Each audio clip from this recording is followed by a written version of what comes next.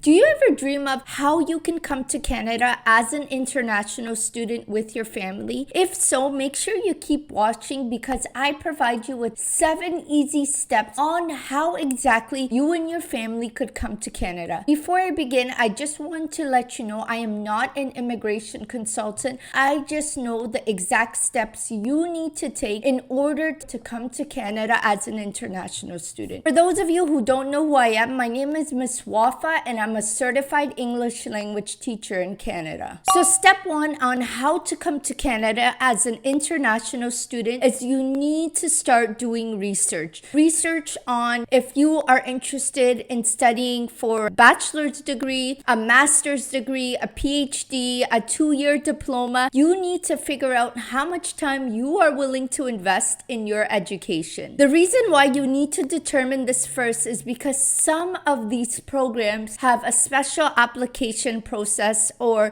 an extra step you need to do before you submit an application. There are so many different areas of expertise you can study, such as IT, sociology, computer science. So you need to do your research on all of these different programs. Step 2, guys. Step 2 is that you need to start researching the different post-secondary institutes all throughout Canada. So if you check my description box down below, I've put together a list for you to make it easy of all the universities and colleges in all of Canada. So you are able to go through every single university and college website to see which post-secondary institutes actually have your program or offer your program. You also need to remember that the official second language in Canada is French. So you need to know if you prefer to study in French or in the English language.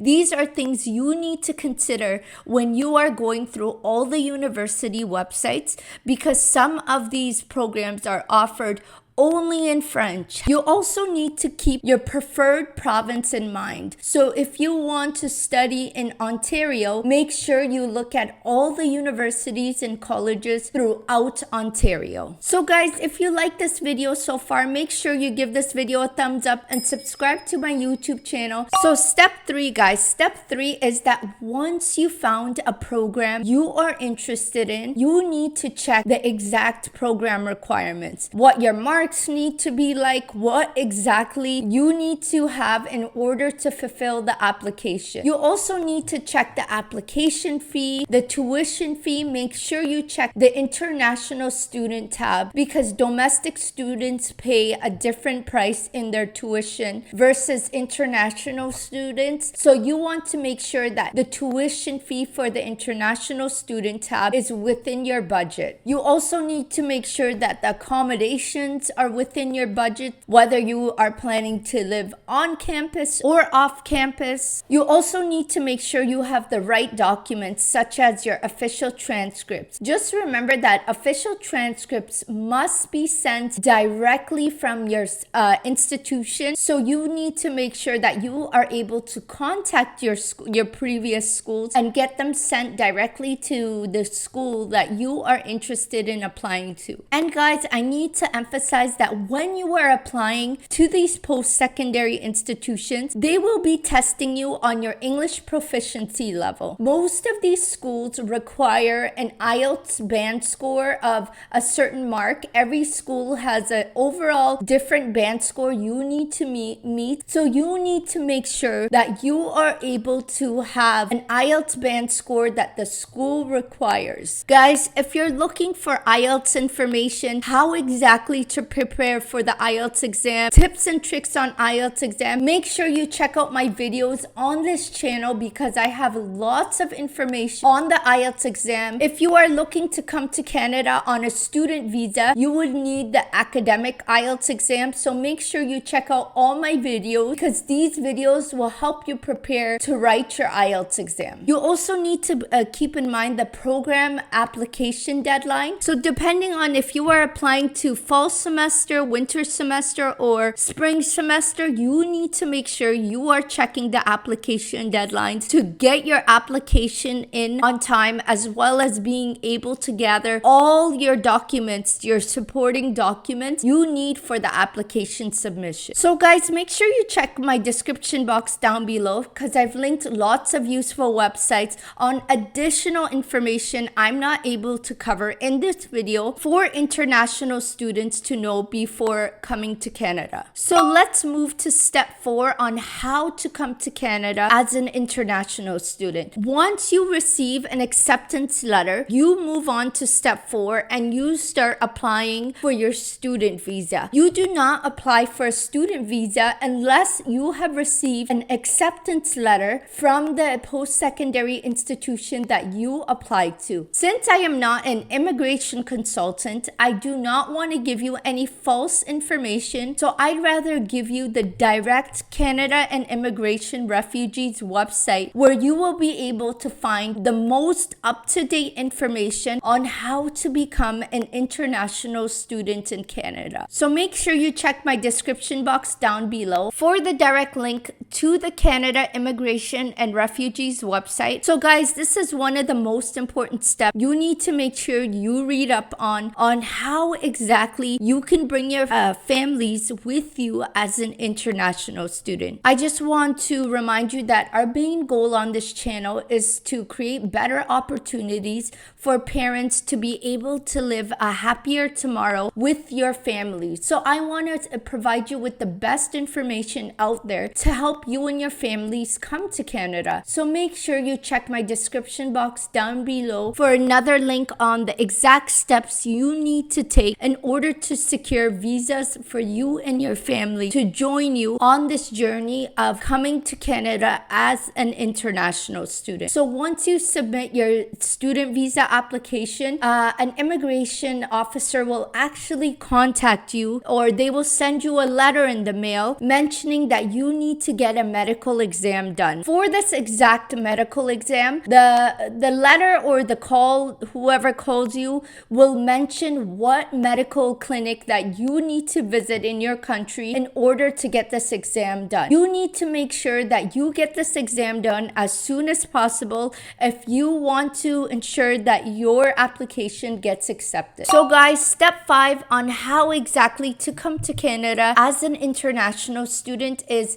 at this point you've secured visas for you and your entire family, and now you're planning your trip to Canada. I will discuss what things you need to take into consideration before your arrival to Canada. You need to make sure that you book your flight. You need to think about where you will be staying, who exactly is going to pick you up from the airport. You need to make sure you get the address if you are staying in a hotel, if no one's picking you up. You need to make sure that you have an exact address of where you are going. If you are taking a cab to the hotel and you don't have a credit card, you need to make sure you have some dollars with you so you can pay the taxi driver. And guys, I know you don't want to hear about this, but unfortunately the winters in Canada are horrible. It's a very cold winter. Every winter, even if you are coming to Ontario where I live, it gets up to -30 weather.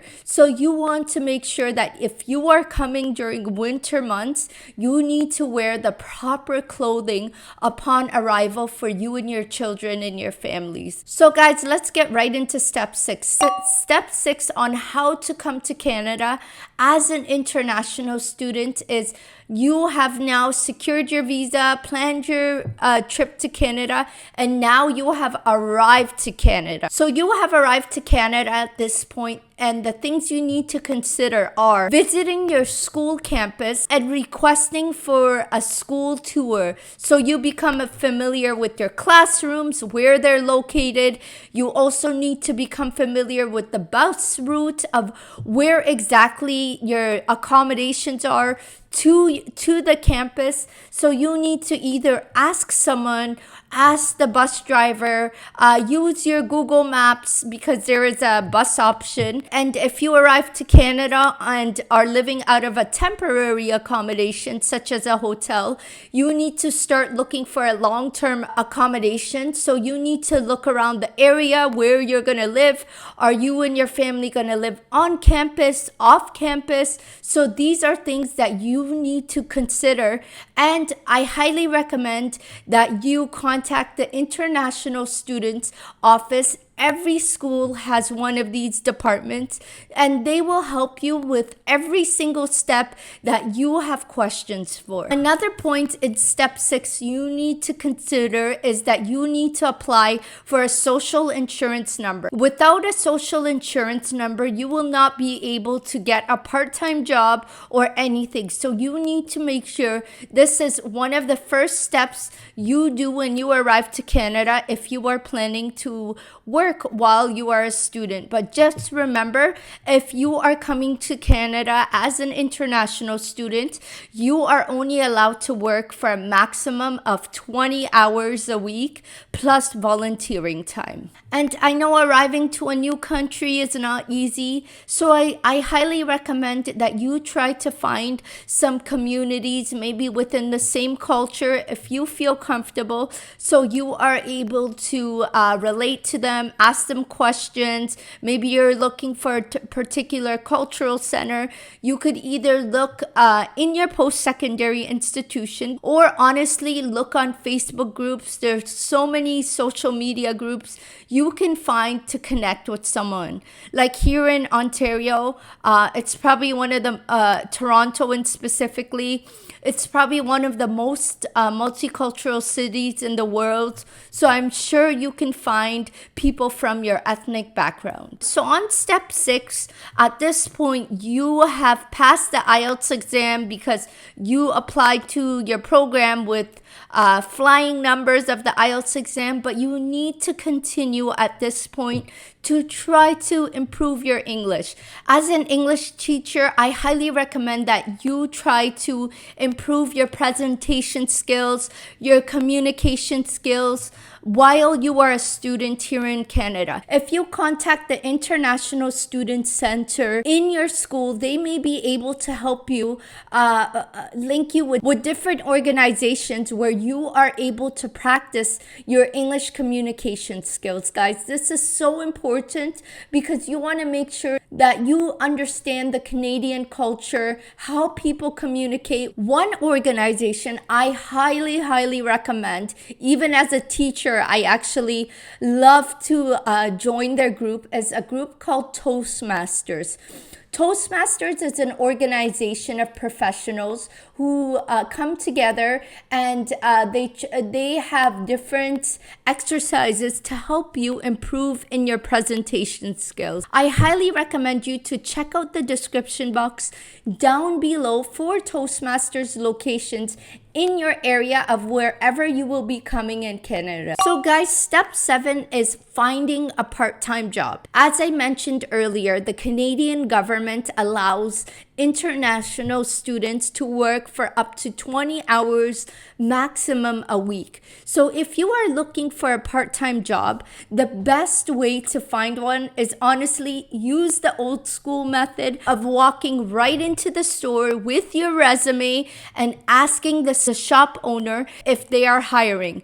This leaves so much more of an impact than just sending your resume online. However, if you are not able to walk into the store, then I highly recommend is that you send your resume either through Indeed or LinkedIn, or if you contact your school, they have a department, I forget what exactly it's called, but they actually have job postings for part-time work for students. So guys, these were the 7 tips I had for you on how to come to Canada as an international student. If you like this video, then please give it a thumbs up and subscribe to my YouTube channel because I put out content every Wednesday and Friday on this channel. Our passion on this channel is to help provide provide better opportunities for busy parents like you to live a happier tomorrow with your family. Before I go, I'm going to leave you with this video up above of a 29-day IELTS study plan for you to follow if you are looking to prepare for your IELTS exam.